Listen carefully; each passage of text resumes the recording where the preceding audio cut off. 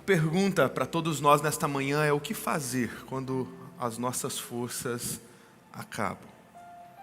O que fazer quando as forças se acabam? Sabe, há um fenômeno que é normal e talvez não seria normal a palavra mais apropriada, talvez é natural. É algo notório em todos nós, de não terminarmos as coisas com a mesma performance como começamos. Iniciar novos projetos é sempre prazeroso. O novo, apesar de muitas vezes incerto, e antes dele ficamos temerosos. Depois que pisamos no novo, ficamos animados, entusiasmados, porque começamos a ver algumas coisas novas acontecendo e aquilo nos impulsiona. Estamos próximos de um fim de ciclo e início de outro. Estamos a poucos dias. Estamos na reta final de 2025 e 2026 está chegando. E assim, meu irmão, o início de ano sempre é marcado por alta produtividade, é ou não é?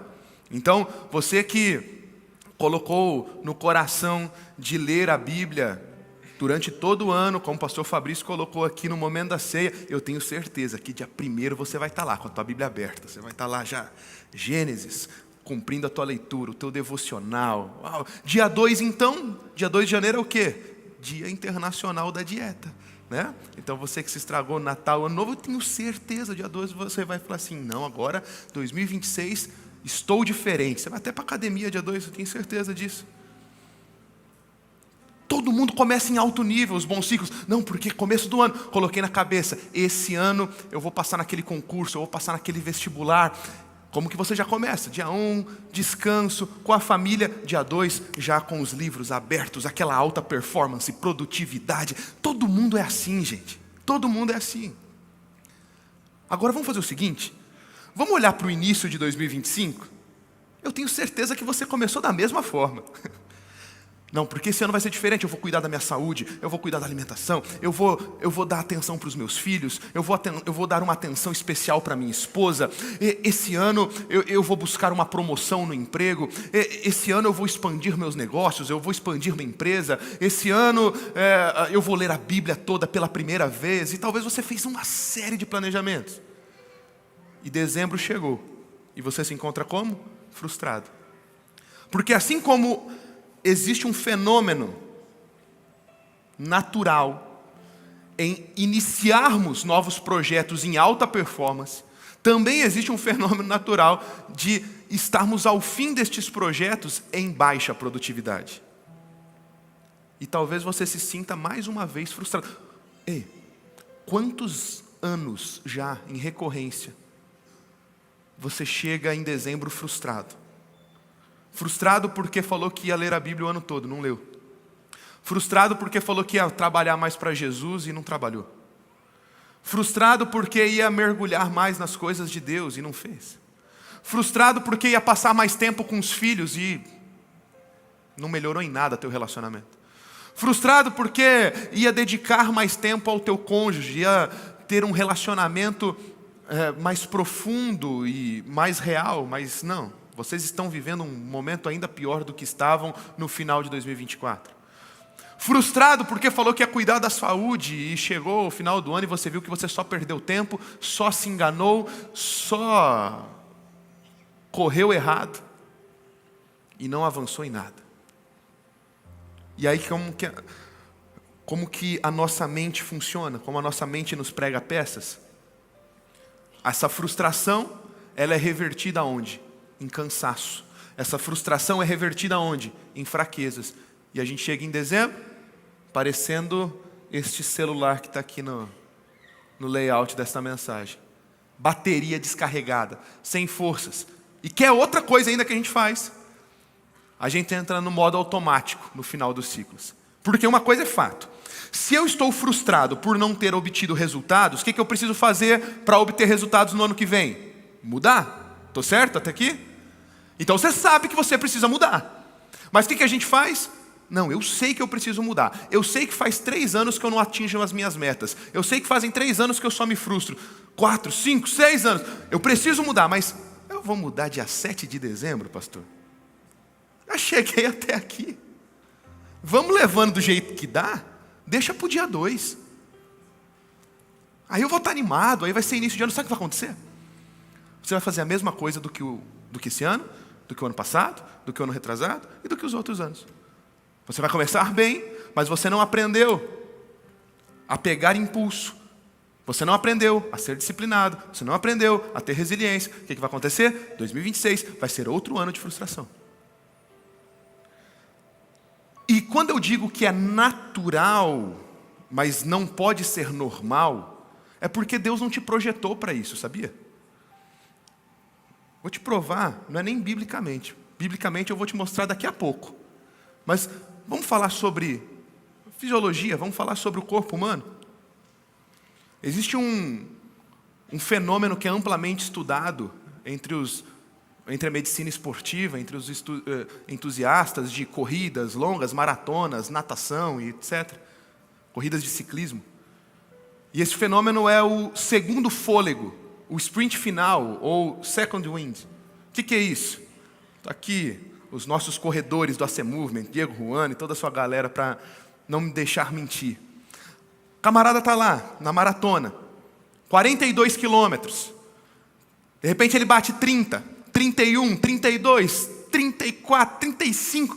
Ele está chegando no final. E ele se encontra como? Sem forças. Mas de repente, ele avista que está próximo que a linha de chegada. Os últimos quilômetros estão chegando. E é estudado que aquela adrenalina da prova, aquela adrenalina da corrida, aquela endorfina liberada no corpo dele por conta da sensação de vou vencer, vou ganhar, vou acabar o desafio, o que acontece? Ela libera então um segundo fôlego. É o famoso sprint final. E muitas vezes esse corredor, este ciclista, este nadador, nos metros finais, nos quilômetros finais, ele consegue performar melhor do que tudo que ele fez até aqui. Por quê? Porque ao observar que está próximo de vencer, que está próximo de conquistar, ele tira forças da onde não tinha. Ele tira um segundo fôlego, uma força extra, e assim ele termina. Se o próprio Deus colocou esse dispositivo em nós, para não pararmos na reta final, eu quero te garantir, você pode terminar 2025 ainda em alto nível. Hoje eu vim te propor buscar um segundo fôlego da parte de Deus. Hoje eu vim te propor buscar um sprint final. Hoje eu vim te provocar a quando as suas forças acabarem, você não se contentar e não se conformar em viver mesmice e esperar o ano passar para voltar a performar e crer nas promessas de Deus. Você não vai começar no ponto zero em 2026. Hoje eu quero declarar sobre a tua vida que você terminará 2025 já andando em alta velocidade, e quando 26 entrar, você já estará em outra trajetória, você já estará em outro momento com Deus, para que as frustrações não roubem mais a tua força. 1 Samuel, capítulo 30, versículos de 1 a 3, acompanhe comigo a leitura que eu farei. 3 dias depois, quando Davi e os seus homens chegaram à cidade de Siclag, viram os amalequitas, haviam invadido Neguebe e atacado Siclag. Tinham destruído e queimado a cidade. Não mataram ninguém, mas tomaram como prisioneiro mulheres, crianças, e os demais foram embora. Quando Davi e seus homens viram a cidade queimada, se deram conta do que havia acontecido com as suas mulheres, seus filhos e as suas filhas. Bom, o que está acontecendo? Vamos conversar um pouquinho aqui. Davi é o nosso personagem central da manhã. Quem que era Davi? Davi era um adolescente apaixonado pela presença. Inclusive, essa paixão pela presença é o que move Davi. Essa paixão pela presença é o que faz com que Deus olhe com um olhar diferenciado sobre a vida de Davi. Davi, então, apaixonado pela presença, ele começa a nutrir sonhos, projetos, até que um dia ele é visitado por Samuel. Samuel era o profeta, o porta-voz de Deus. Quando o profeta falava, era Deus falando aqui na terra. E o profeta chega na casa de Davi, chega para o seu pai Jessé e fala: ó, aí na tua casa entre teus filhos, tem um menino que é o futuro rei. Jessé ele mostra todos os seus filhos, menos Davi. Davi era o caçula, estava cuidando das ovelhas. Mas no final das contas era Davi mesmo, porque o que Deus estava olhando não era a aparência, era a essência, era o coração, era a paixão pela presença que Davi nutria em toda a sua adolescência. Naquele dia então, óleo é derramado sobre a cabeça de Davi. Óleo esse da unção, o Espírito Santo o possui naquele momento, está sobre ele naquele momento e começa então a direcionar ele a uma trajetória que não seria linear. Haveriam percalços, haveriam altos e baixos, mas uma trajetória rumo ao quê? Rumo ao trono. Logo no início dessa caminhada, no início dessa jornada, algum tempo depois de ter recebido óleo sobre a cabeça, ele ouve falar que está tendo uma guerra entre o povo de Israel, o seu povo, e o povo filisteu. Quem estava na guerra? Seus irmãos. Davi era um adolescente, Davi era um menino, Davi não podia ir para a guerra ainda.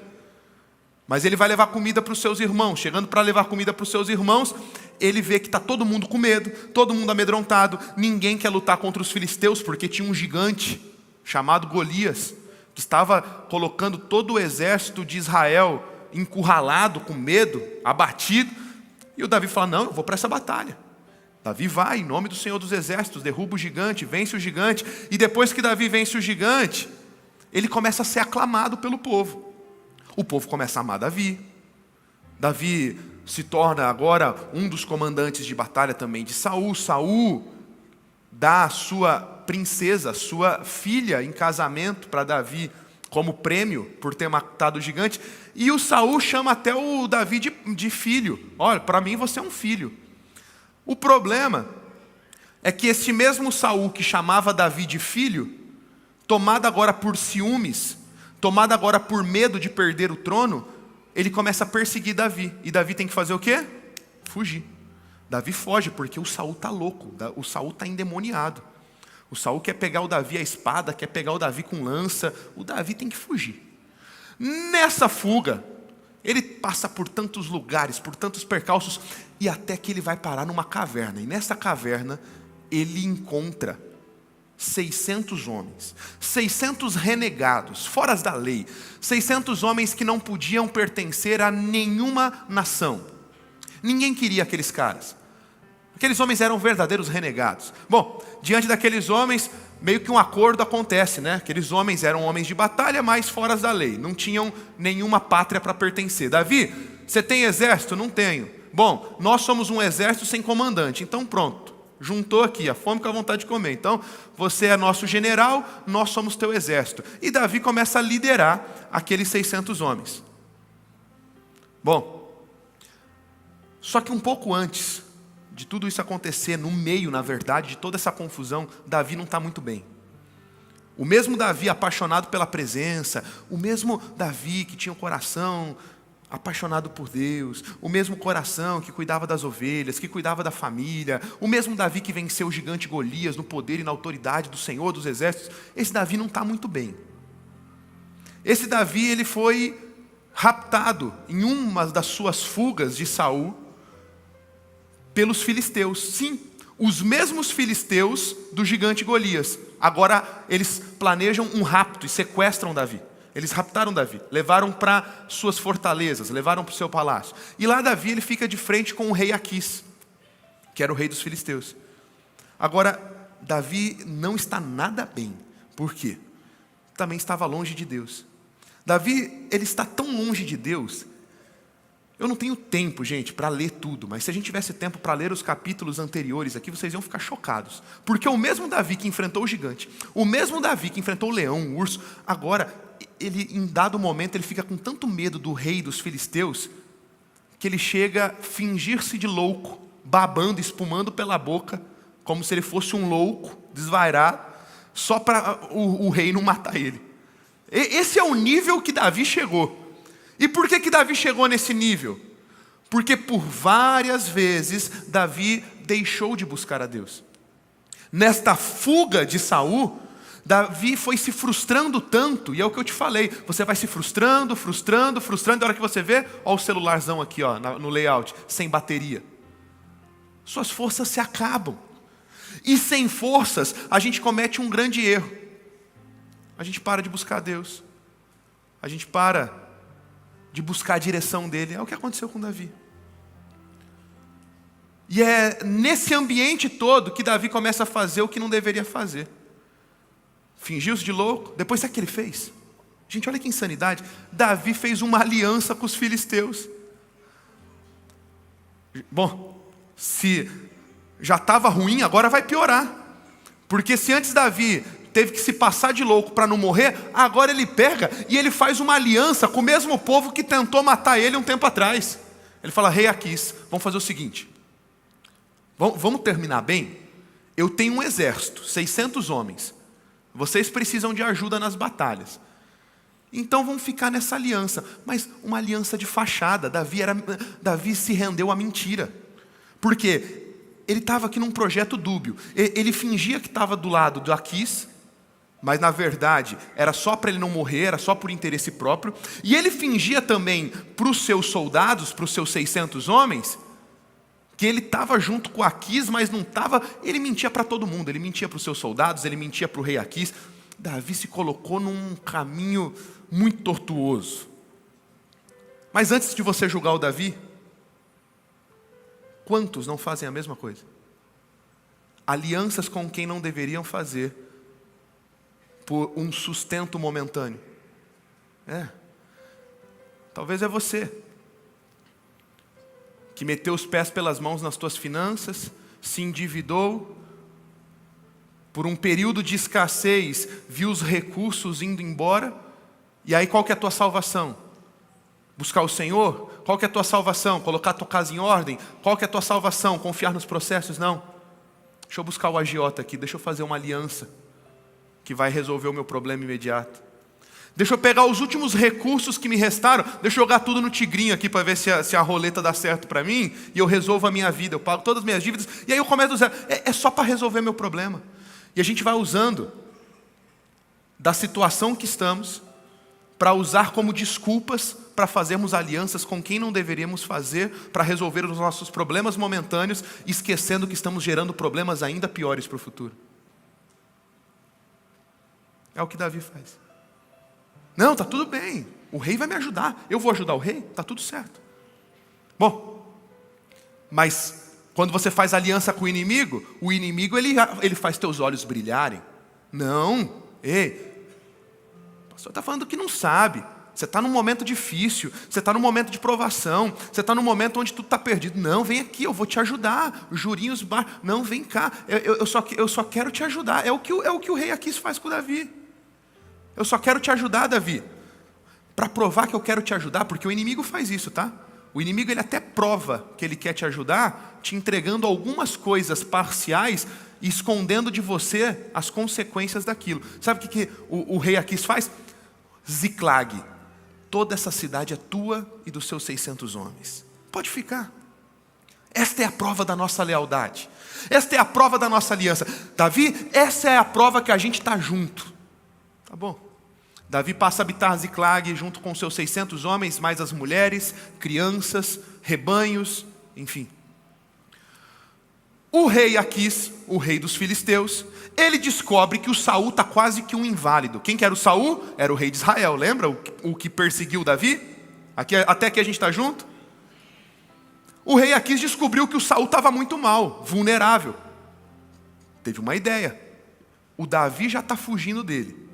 O Saul já quis matar o Davi. Eu vou juntar o Davi, os 600 homens, mais o exército dos filisteus. Vamos contra Saul, vamos tomar o povo de Israel. É a nossa vitória. O rei Aquis manda um zap para o Davi. Ô Davi, pega os 600 homens, deixa as mulheres, deixa as crianças, vem para cá. Eu tenho uma missão infalível, agora a gente vai mudar de vida. É as promessas. Agora vai dar certo. Davi, o rei está me chamando, eu tenho uma aliança com ele, vamos lá. Davi pega os 600 homens e eles vão para perto do rei Aquis. Pode falar, rei, não, nós vamos matar o Saul. Nós vamos nos levantar contra Israel. Quando os oficiais do exército, quando o general do exército do rei Aquis, um general filisteu, ouve aquela história, ele chama o rei de canto. O rei, você está maluco? O Davi não gosta do Saul. O Saul odeia o Davi. Mas o Davi ama o povo dele. O Davi ama Israel. E outra, o Davi sai de Israel aclamado. Você vai pegar esse Davi, você vai levar o Davi lá para o povo de Israel, confiando que ele vai lutar por nós. Tu tá maluco? A hora que o Davi chegar lá, ele vai lembrar quem ele é, ele vai lembrar do povo dele, o Davi vai se virar contra nós. O rei aqui, você está certo, né? Acho que eu me equivoquei aqui. O rei chega para o Davi e fala assim: Davi, não quero mais você aqui, vaza, vaza. Se você não sair, é eu que vou te dar flechada, vaza, volta para Ziclag, não precisamos mais de você. Davi falou: tá bom, acho que a gente só perdeu viagem, né? Acho que a gente só perdeu tempo, então vamos voltar. Davi pega os seus 600 homens e voltam para Ziclag.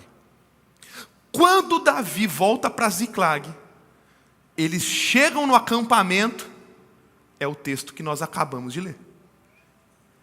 O que está acontecendo lá no texto? Mulheres foram tomadas. Homem, cadê os homens aqui? Quem tem esposa e filhos? Levanta a mão aí, levanta a mão. Ei, constrói essa cena caótica. Você viajou, não é de avião, não é de carro confortável. Você viajou muito tempo, cavalo, a pé, cansado. Chegou lá, não era para nada. O Davi te levou lá à toa. O rei nem quis você. Aí você vai voltar. Aí você volta pelo caminho que você veio. A hora que você começa a chegar perto da aldeia, é fogo, é destruição, é cinzas para todo lado. Você chega na cabana, na casa, está tudo destruído. Os teus bens foram levados, mas pelo menos minha esposa está aqui, meus filhos estão aqui. Você abre a tenda. Cadê? Não tem mais mulher. Não tem mais criança. Não tem mais rebanho. Foi tudo levado. Imagina o desespero. Aquele desespero começa a tomar conta daqueles homens. O que está acontecendo? Meus filhos foram levados. Eu fico imaginando o Davi entendendo: cara, o que eu fiz? Porque Davi não era alguém inconsequente. Davi só estava distante. E ele começa a fazer o raciocínio: onde os meus caminhos me levaram? Onde que as minhas alianças que me prometeram segurança, cadê a segurança que aquela aliança com o inimigo prometeu para ele? É o que eu estou vendo acontecer hoje, meus irmãos. Nós, pastores, estamos atendendo semana após semana famílias que estão se desfazendo, famílias que estão desmoronando, porque talvez a liderança daquela casa, o líder, o homem que Deus colocou para liderar, ele fez alianças erradas, ele achou que aquelas alianças iam resolver o problema dele, e quando ele volta para casa, ele perdeu até a esposa e os filhos. Ele meteu os pés pelas mãos, ele encontra sem força. Porque aquilo que ele pensava ser a salvação da sua vida, foi a sua ruína definitiva. Os homens, em poucos minutos, transformam o desespero em ódio. Ódio de quem? Dos amalequitas? Os amalequitas já eram um povinho esquisito. Os amalequitas já eram um povo recheado de amargura, de ressentimento. E aqui, como que as coisas casam? Quando aqueles líderes do lar deixam as suas famílias para se aliançar com um inimigo, a amargura, o ressentimento faz com que as suas famílias sejam levadas para muito longe. Os amalequitas, esse povo ressentido, esse povo amargurado, era um povo mau, era um povo perverso, terrível. Os 600 de Davi, o exército, também não eram flor que se cheirava, não.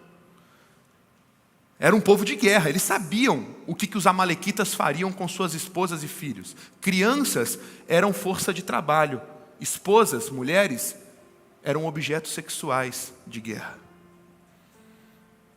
Aquele desespero se transforma em ódio, não contra os amalequitas, contra Davi. Em poucos minutos tudo se volta contra Davi, porque ele era o líder. E aqueles 600 começam a dizer: Davi, você nos abandonou, a culpa é tua. Davi, se as nossas esposas agora estão como escravas sexuais diante das mãos dos amalequitas, a culpa é tua. Nós te rejeitamos, nós não queremos você, nós não queremos a tua liderança. E talvez você pense que isso é um cenário novo. Nada novo para Davi. O mesmo que foi esquecido pelo seu pai, o mesmo que foi desvalorizado pelo seu próprio pai, quando o profeta Samuel chega e ele fica por último, chamado de o caçula, o desprezado. O mesmo desprezo que recebeu dos seus pais. O mesmo desprezo que recebeu de Saul depois que este ficou com raiva dele. Agora ele tem todo o seu exército. O exército que ele conseguiu trazer para si quando eles não eram nada. Agora também estão desprezando. Agora também estão rejeitando. Sim, Davi é este. Rejeitado por todo o círculo social importante na sua vida. Talvez fosse o seu pior momento. E é agora que uma pergunta surge. O que fazer quando as forças se acabam? Ei, eu consegui, de alguma forma, te trazer até um vulco, um desespero, né? Até você que estava bem. Eu não sei você, mas essa história para mim é angustiante demais, cara. Pensa numa história angustiante. Até quem está bem, até quem está com a força motivada, renovada. Você vai vendo tanta coisa acontecendo. Produziu aí, meu irmão, ficou com... e agora? Como que isso vai terminar? Como que isso vai dar certo? Bom, então agora a gente pode entender algumas coisas em Deus. O que fazer quando as nossas forças se acabam? Primeiro, creia, Deus pode transformar seu pior momento em um dos melhores momentos da sua vida.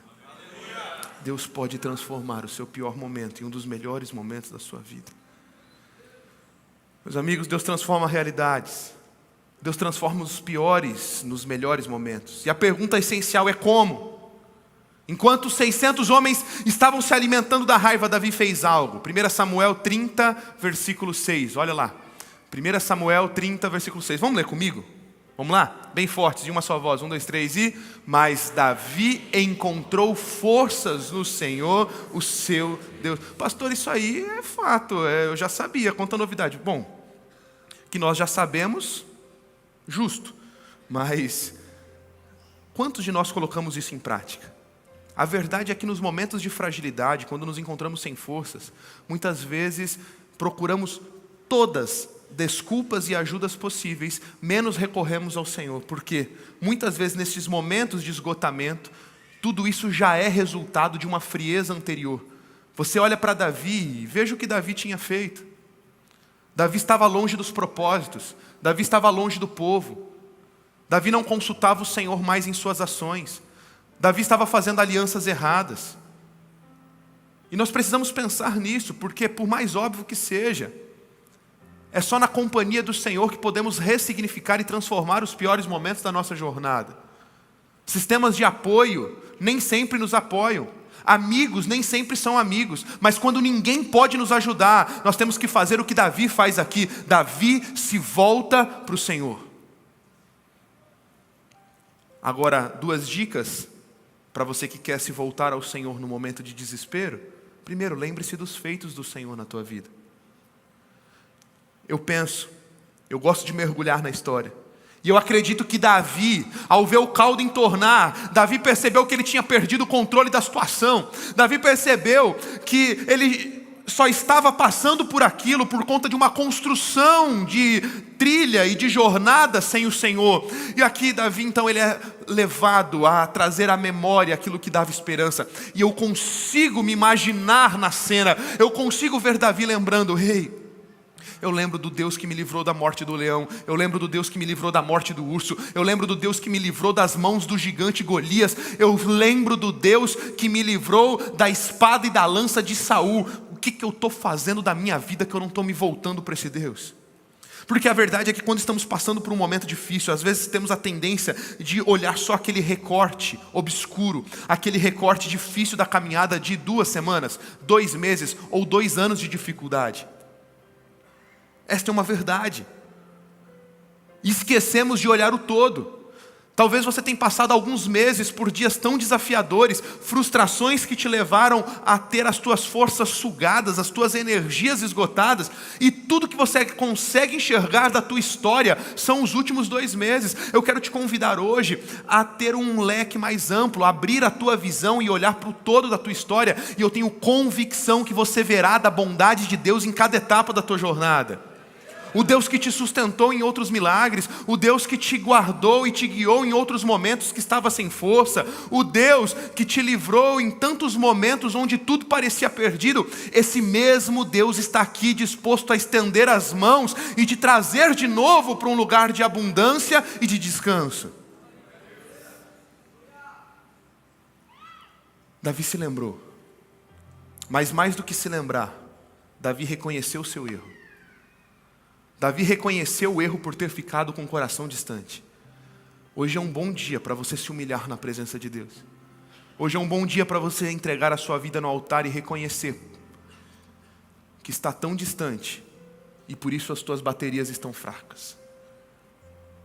Sabe o que mais? Se você fizer isso, creia, Deus nunca despreza um coração quebrantado e contrito. Deus nunca desprezará um coração quebrantado e contrito.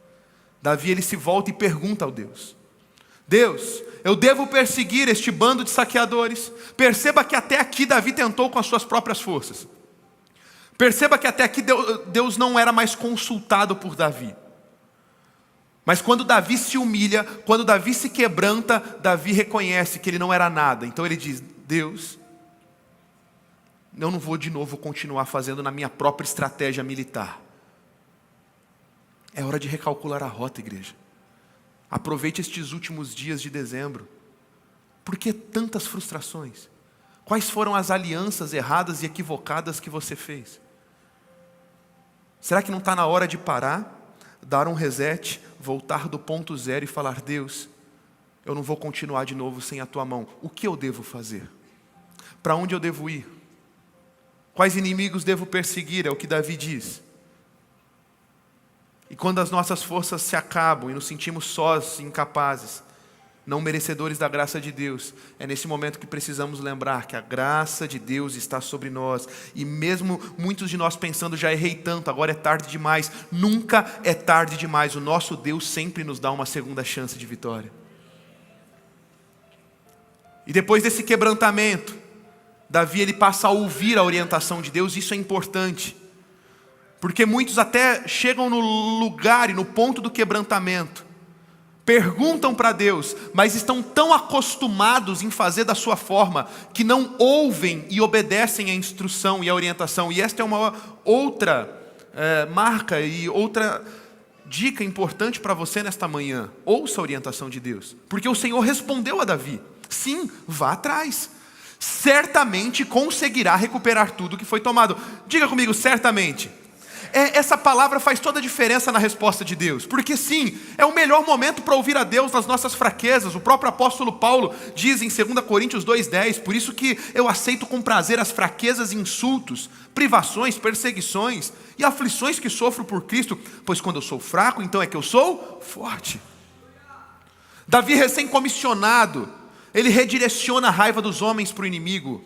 Eles começam a perseguir os amalequitas. Davi chama os homens e fala assim: gente, seguinte, tá bom, vocês estão todos aí bravos comigo, me dá mais um voto de confiança. Eu me voltei para o Senhor, e o Senhor falou para mim que certamente nos dará vitória, e se o Senhor falou, Ele é fiel para cumprir. Então vamos atrás desses amalequitas. Deus vai nos dar vitória. Deus vai nos fazer conseguir conquistar as nossas esposas e filhos de novo. Bom, mas você precisa se lembrar de algo. Os homens haviam acabado de chegar de uma longa viagem. Eles ainda traziam a poeira da estrada depois de uma longa distância percorrida. E agora eles estavam agoniados, com muita raiva e muito cansados. E nem as suas famílias foram motivações suficientes para que eles pudessem continuar nesta trajetória de vitória. Sim, talvez você pode dizer: não, mas porque quando ele pensa na família, com certeza agora ele ia redirecionar a raiva para os amalequitas e ele ia conquistar. Deveria ser assim: 400 permanecem, mas 200 desistem. 200 daqueles guerreiros, quando eles param no ribeiro de Besor, eles vão se banhar, eles vão se lavar, eles vão tomar água, e quando eles esticam talvez aquelas suas costas na grama, naquele momento de refrigério, eles percebem que estão tão cansados, eles falam: Davi, pode continuar. Mas as suas esposas, mas os seus filhos, não, eu não consigo mais. Se isso parece loucura, quantas e quantas vezes nós, pastores, atendendo casais, atendendo marido, esposa, ouvimos a mesma coisa: eu sei o que eu tenho que fazer. Eu sei que eu não casei para separar. Eu sei que eu não estou aqui para dar errado, mas eu não consigo mais. Nem a tua família às vezes é motivação suficiente. Mas teus filhos, eu sei de tudo isso. Eu sei de todas as consequências, mas eu não aguento dar mais um passo. Existem momentos da nossa trajetória que talvez a gente não consiga dar mais nenhum passo. Aqueles 200 não conseguem. Nem a família era motivação, eles ficam ali. Até que ponto alguém precisa ficar cansado para abandonar a busca pela própria família? A igreja também tem pessoas como essas. Pessoas boas, eu não estou criticando. Pessoas tementes a Deus. Pessoas que há poucos meses atrás, talvez há poucos anos atrás, marchavam com muita determinação, mas agora foram consumidos pelo cansaço, pelas frustrações. Quem sabe você é uma dessas pessoas. As derrotas recorrentes tiraram teu fôlego. O divórcio, os vícios, ou qualquer outra razão, te deixaram parado e frustrado lá no ribeiro de Besor, sem forças para dar mais nenhum passo. Tinham até outros 400, e até o teu líder, o Davi, estava dizendo: vamos, mas você diz: eu não consigo mais. Não é para mim. O melhor caminho é desistir. E a pergunta que se pode fazer é: o que devemos nós, igreja, fazer com aqueles que pararam no ribeiro? Devemos repreendê-las? Devemos humilhá-las? Devemos dar-lhes um descanso, mas ficar contando os minutos no relógio? Talvez a resposta a esta pergunta esteja no próprio texto. Devemos fazer o que Davi fez. Davi deixou que eles ficassem no ribeiro.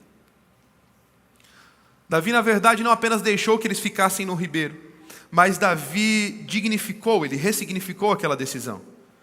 Davi disse: tá bom, se é para ficar parados aí, cuidem das nossas mochilas, cuidem dos nossos pertences, cuidem das nossas bagagens.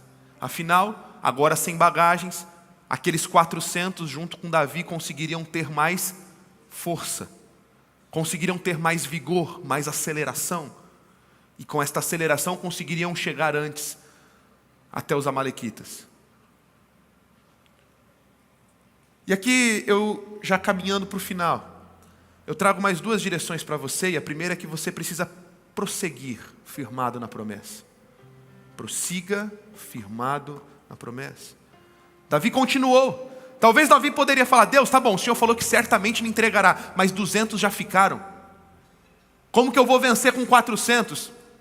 Davi se lembrou da palavra: certamente vocês vencerão. E o que Deus falou que certamente acontecerá, acontecerá no detalhe da vírgula. Para de ficar dando desculpas. Mas ninguém está comigo, me abandonaram, os meus amigos me deixaram, os 200 valentes que estavam comigo pararam. 200 pararam, mas tem outros 400 que ainda creem na promessa. Se levante e continue, persevere, creia que as promessas de Deus não se abalam, as promessas de Deus não morrem. Davi se levanta, mesmo cansado, e com aqueles 400 soldados confiantes, ele segue em batalha. Mas tinha um problema: eles não sabiam onde era o acampamento dos inimigos. Mas porque creram nas promessas, Deus entregou provisão. Estes amalequitas que estavam com as mulheres e com as crianças, eles tinham em seu meio um egípcio, um servo egípcio. Esse egípcio, talvez pela batalha, talvez pelo tempo, ele se tornou um inválido. Ele estava muito debilitado, quase morto. E ele estava no meio do caminho. Davi e os seus soldados pegam ele. Eles cuidam daquele egípcio com emplastro de figos, esperam com que ele se recupere, e quando ele se recupera, eles perguntam: olha, a gente cuidou de você, nos diga agora, onde os amalequitas estão? Aquele egípcio dá as direções, dá as coordenadas, e agora Davi e os 400, eles tinham o mapa do tesouro. Agora eles tinham o caminho, a rota para fazer até as suas mulheres. E aqui, uma quinta e última direção para que o teu coração entenda: só Deus pode restituir não apenas o que, mas além de tudo aquilo que o inimigo te roubou. A história é linda.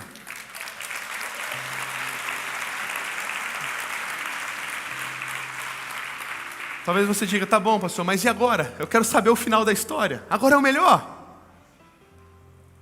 Davi, ele com aqueles 400 homens, ele chega em direção ao acampamento dos amalequitas. E eles já chegam chegando. Eles já chegam com os cavalos, com as batalhas. E eles já chegam com espadas e arrancando cabeça aqui, matando a amalequita e destruindo tudo. E com aquela ira santa de ver suas famílias tendo sido levadas. Eles vão para a batalha e eles matam todos os amalequitas. Nada se perdeu. Deus preservou, Deus cuidou de tudo. E Deus devolveu muito além. Não apenas os seus despojos que haviam perdido, eles também pegam os despojos do acampamento dos amalequitas. Eles saem agora com mulher, eles saem com filhos, eles saem com rebanhos, eles saem com todos os animais e ainda saem com muitos recursos que haviam no arraial. Uau! Eles venceram. Mas aqui, ainda no momento em que venceram, algumas questões surgem. E é com essas questões que eu quero finalizar. O pessoal do louvor pode até entrar, a gente está caminhando para o final. Algumas questões surgem. Uau! Venceram a batalha, pegaram todos os despojos, nada se perdeu. Mas existem alguns personagens que começam a passar por algumas questões difíceis aqui. E o primeiro são as mulheres. Bom, eu pedi para que você, homem, pensasse. Vamos fazer ao contrário agora, mulher? Você que foi levada. Você que ficou dias angustiada. Como que vão me achar? Já era. Como que eles estavam em viagem? Como que eles vão saber onde eu estou? Já era, acabou. Eu vou morrer, meus filhos morrerão. E talvez você naquele último suspiro, você mulher clamando, Deus, por favor, dá a localização de onde eu estou para o meu marido. Dá a localização de onde eu estou para Davi. E aquela angústia, sabendo que aqueles homens terríveis e perversos fariam contigo.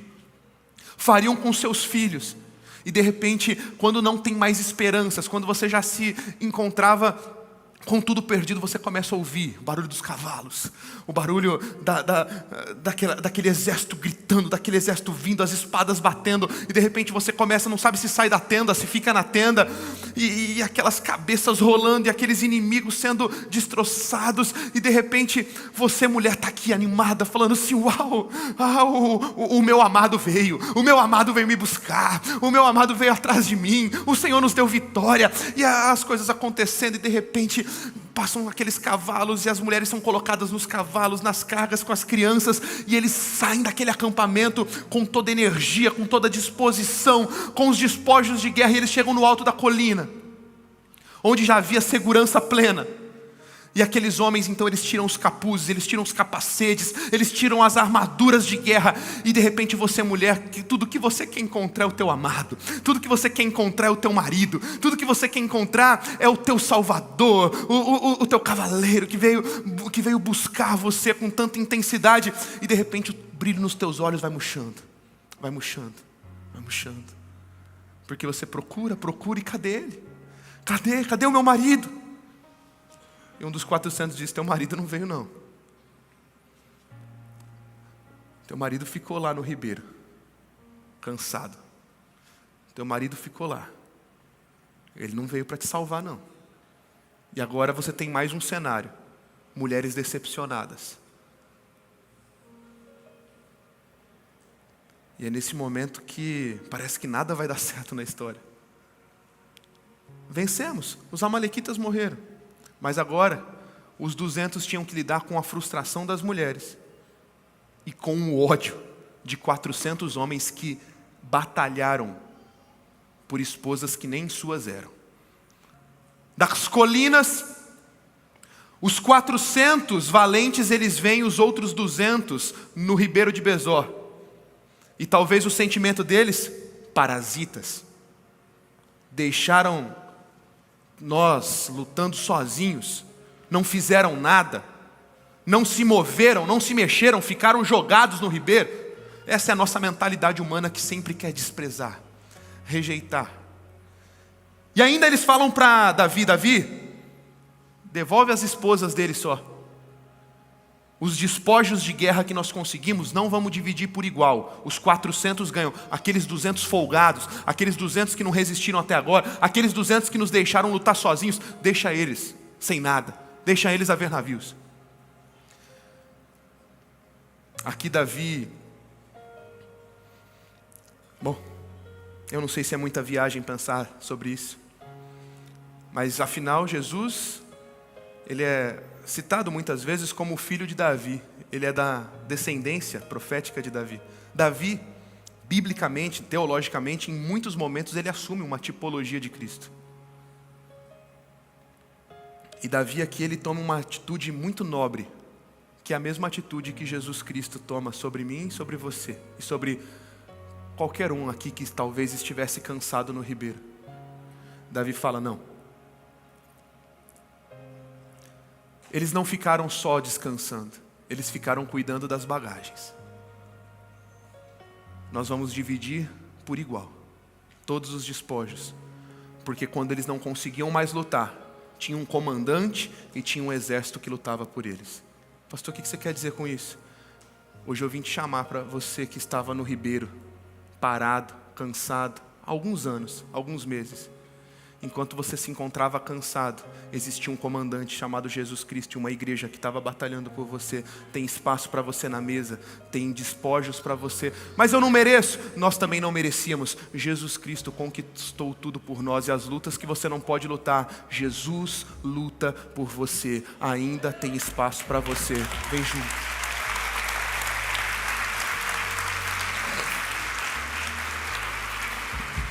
Ainda tem espaço para você. Por que você está dessa forma? Por que você está distante? Por que você está se sentindo indigno? Por que você está se sentindo sem forças? Pastor, mas eu abandonei minha célula.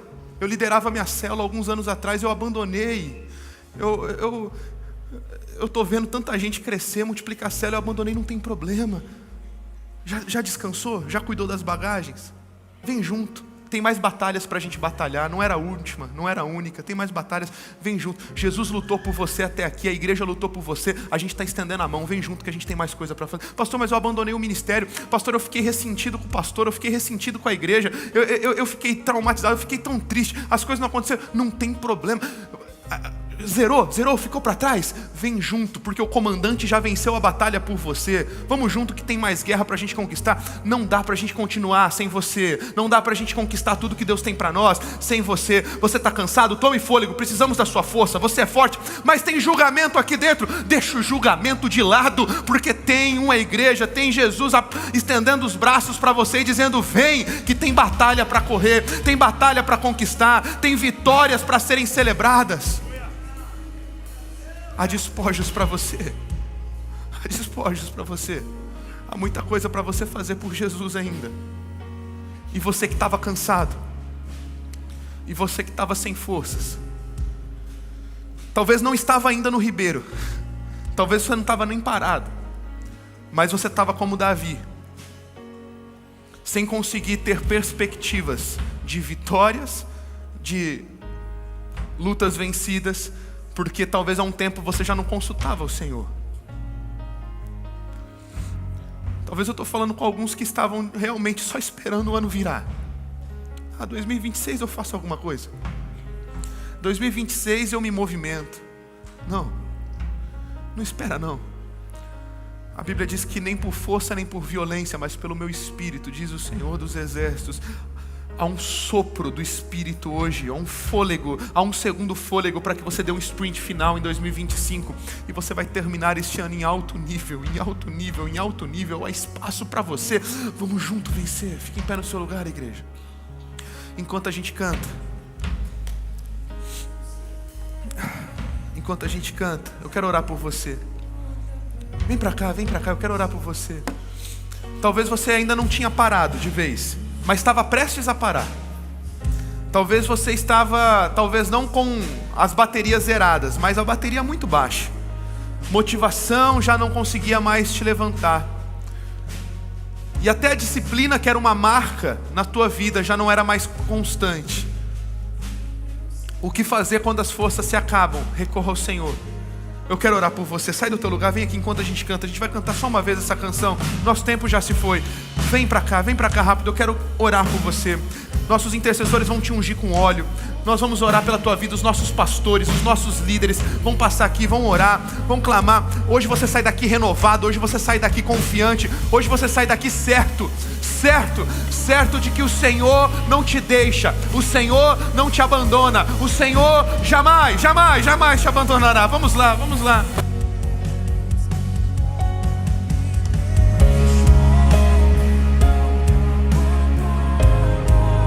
O Senhor está aqui, o Senhor está aqui. Vem, Santo Espírito, traz vida aos mortos. O Senhor está aqui, o Senhor está aqui. Nunca me deixou, não me abandonou.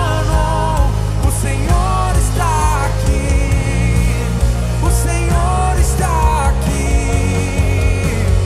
Vem, Santo Espírito, traz vida aos mortos.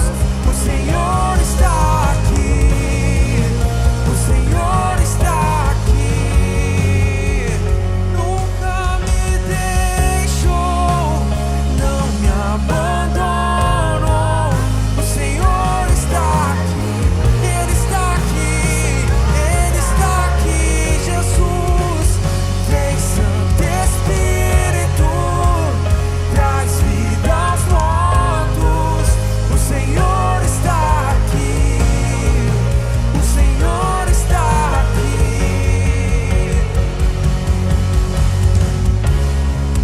Não sou capaz sem ter você. Vem aqui mais uma vez. Eu quero mais, todo o meu ser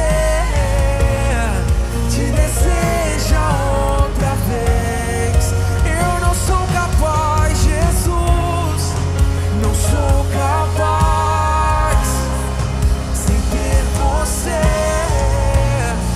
Vem aqui mais uma vez.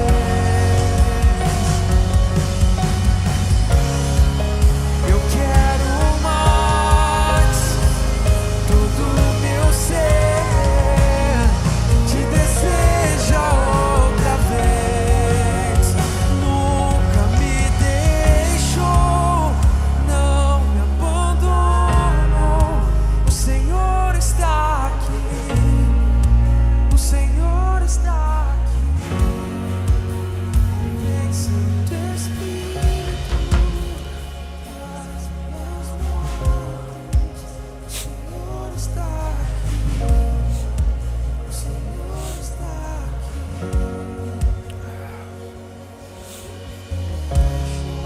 aqui. Jesus,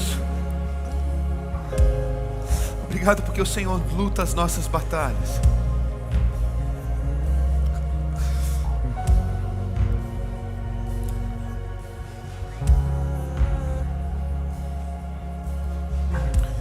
Jesus, eu oro para que o Senhor prepare o coração da tua igreja, para que não sejamos como os 400,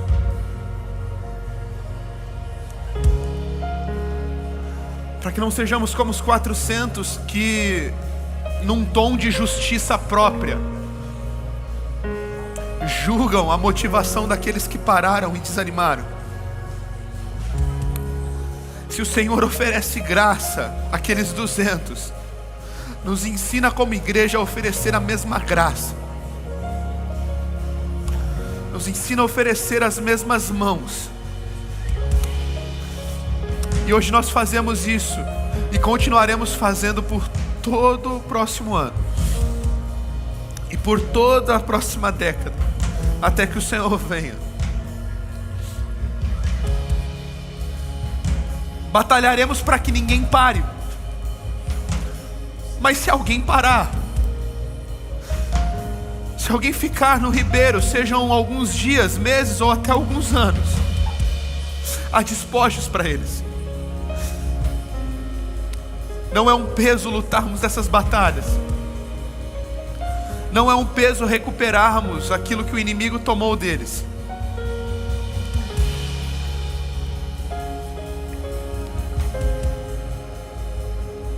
Seja liberado e aberto sobre nós uma temporada de retorno dos 200 do Ribeiro de Besor. Que esses 200 se multipliquem sobre todos aqueles que um dia já amaram Jesus com intensidade e serviram ao Senhor com intensidade dentro desta casa. Jesus, eu quero profetizar.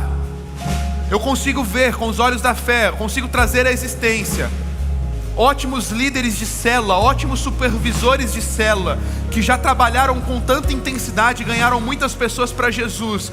Já há anos não faziam isso, fazendo novamente no próximo ano, e no próximo, e no próximo. Eu consigo visualizar com os olhos da fé uma nova onda de crescimento e avanço das nossas células, dos nossos pequenos grupos de casa em casa, e uma onda de evangelização nesta cidade, espalhando de que Jesus é o Cristo, e que o Senhor, o comandante do exército, luta as batalhas por nós. Eu consigo visualizar com os olhos da fé uma igreja receptiva, uma igreja que não julga. Sim, alguns podem até fazer, porque são pessoas e pessoas são falhas, mas Deus ensina a cada membro, a cada líder desta casa, desta igreja, a ter um coração como o de Davi, um coração que se importa, um coração que ressignifica, que dignifica, um coração que olha para aqueles 200 do Ribeiro e diz: olha, vocês não ficaram parados, vocês cuidaram das nossas bagagens, então venham, porque há mais para ser feito. Nada se perdeu, nada foi tomado, o Senhor devolveu em dobro, o Senhor devolveu de tudo aquilo que havia sido levado. Eu profetizo, eu declaro sobre as nossas vidas, sobre a nossa casa, sobre esta igreja, esta palavra, porque cremos em um avanço que está chegando, cremos em um romper que está muito próximo, um romper onde pessoas que não conhecem o Senhor se entregarão, e aqueles que estavam distantes retornarão à tua presença, para que toda uma cidade seja transformada, para que toda uma cidade seja salva, para que toda uma cidade seja redimida pelo sangue do Cordeiro. Senhor, e por fim eu oro pelos teus filhos que estão aqui, que estavam sem forças, pelos teus filhos que estavam aqui talvez já como Davi, para os teus filhos que estavam aqui já talvez como o rei Davi, distante, cansado e sem forças. Vem e renova, vem e renova, vem e renova, vem e renova. Ei, eu clamo, Jesus, um segundo fôlego, assim como nas corridas, nas maratonas, aquele segundo fôlego impulsiona os corredores a terminarem bem aprovados. Ei, este segundo fôlego é soprado da parte do Espírito, não por força, nem por violência, mas pelo meu Espírito, diz o Senhor dos Exércitos. Vem, Senhor, e sopra, vem, Espírito, e sopra, sopra, sopra, sopra fôlego novo, enche do teu Espírito. Ei, eu oro agora por pessoas que estão aqui neste auditório, que há muito tempo não tinham uma experiência com o Espírito, não tinham uma experiência em serem batizadas no Espírito, em serem cheias do Espírito. Vem, Espírito, nesta manhã e sopra, sopra, sopra novos dons, sopra, Senhor, novas experiências, mais, Espírito de Deus. Vem, Espírito de Deus, vem, Espírito de Deus, vem, Espírito de Deus, leva-nos aos primeiros dias, leva-nos aos primeiros dias.